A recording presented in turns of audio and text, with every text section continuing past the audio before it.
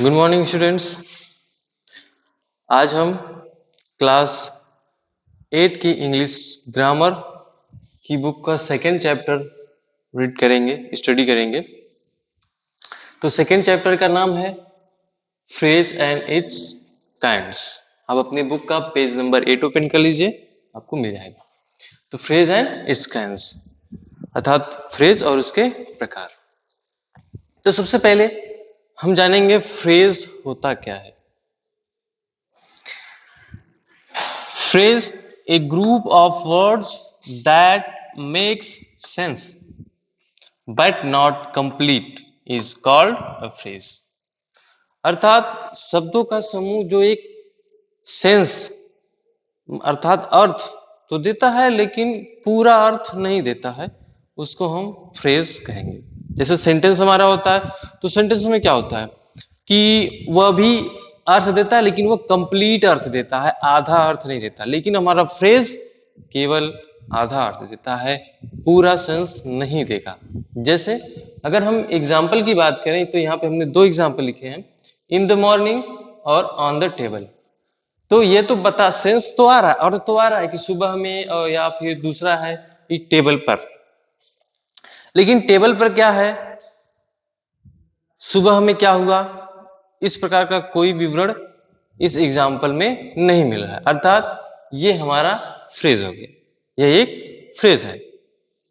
तो कहने का तात्पर्य यह है कि वे सभी वाक्यांश जो आधे अर्थ देते हैं, वे सभी ग्रुप्स ऑफ वर्ड्स जो आधे ही मीनिंग्स दे, आधा मीनिंग दे, वो हमारा वाक्यांश या फ्रेज होता है।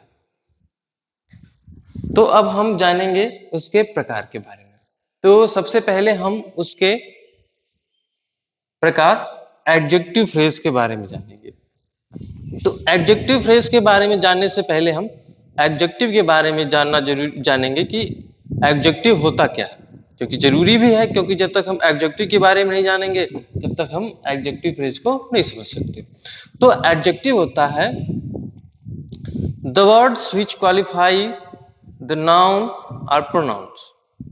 अर्थात एडजेक्टिव नाउन और प्रोनाउन को क्वालिफाई करता है, अर्थात उनकी विशेषता को बताता है।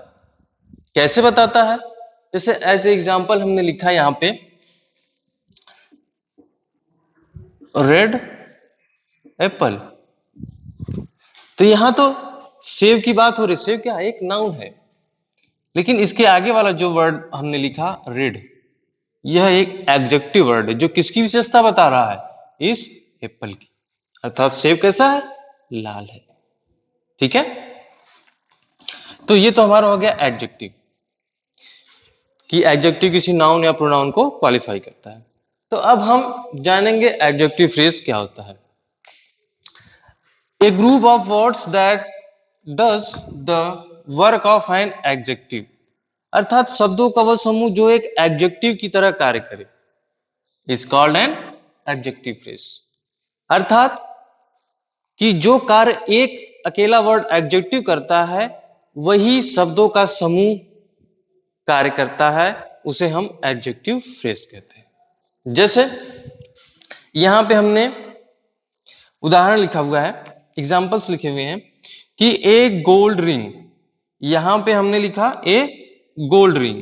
यहां पे गोल्ड किसकी विशेषता बता रहा है, रिंग की। रिंग तो है लेकिन वो कैसी है, गोल्ड की है, अर्थात सोने की है। तो यहां पे गोल्ड हमारा एडजेक्टिव है। अब हम एडजेक्टिव फ्रेज को यूज करें तो हम इसको इस तरह से लिख सकते हैं, a ring made of gold. अर्थात एक रिंग है जो किसकी बनी हुई है, गोल्ड की। तो यहाँ पे जो made of gold words use हुए हैं, ये हमारा एडजेक्टिव फ्रेज है, क्योंकि यह भी किसकी विशेषता बता रहा है, इस रिंग की विशेषता बता रहा है। जैसे यह गोल्ड इस रिंग की विशेषता बता रहा था, वैसे ही मेड ऑफ गोल्ड इस रिंग की विशेषता को बता रहा है।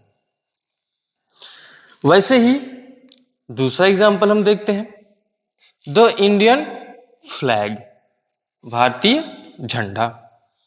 द फ्लैग ऑफ इंडिया, यहां पे फ्लैग की विशेषता बता रहा है कि फ्लैग किसका फ्लैग है, इंडियन। यानी भारतीय झंडा। तो यहाँ पे इंडियन क्या है, एक एडजेक्टिव की तरह यूज किया गया है। वहीं पे हम देखते हैं ऑफ इंडिया, यह एक एडजेक्टिव फ्रेज है जो किसके बारे में बात कर रहा है, इस फ्लैग के बारे में बता रहा है कि भारत का झंडा, ये भारतीय झंडा, ये भारत का झंडा। ठीक है, अब हम तीसरे एग्जाम्पल की तरफ बढ़ते हैं। ए करेजियस बॉय, यहां पे करेजियस एक एडजेक्टिव है जो बॉय की विशेषता को बता रहा है। वहीं पे हम एडजेक्टिव फ्रेज की बात करें तो हम इसको इस तरह से चेंज कर लेते हैं, ए बॉय ऑफ करेज। ये किसकी विशेषता बता रहा है, ये भी बॉय की विशेषता बता रहा है। वैसे ही एक्सरसाइज नंबर 4 भी है, एन अबंडन्ड हाउस, एक त्यागा हुआ घर। तो हम अबेंडन क्या है, एक एडजेक्टिव है, तो यहाँ पे हम अगर हम एडजेक्टिव फ्रेज की बात करें तो यहाँ पे हो जाएगा विदाउट एनी रेजिडेंट, अर्थात जिसमें कोई भी निवासी ना हो वह घर। तो यहाँ पे विदाउट एनी रेजिडेंट किसकी विशेषता बता रहा है, हाउस की। तो हमारा विदाउट एनी रेजिडेंस क्या हो गया, एक एडजेक्टिव फ्रेज हो गया। Thank you, have a nice day, मिलेंगे नेक्स्ट वीडियो।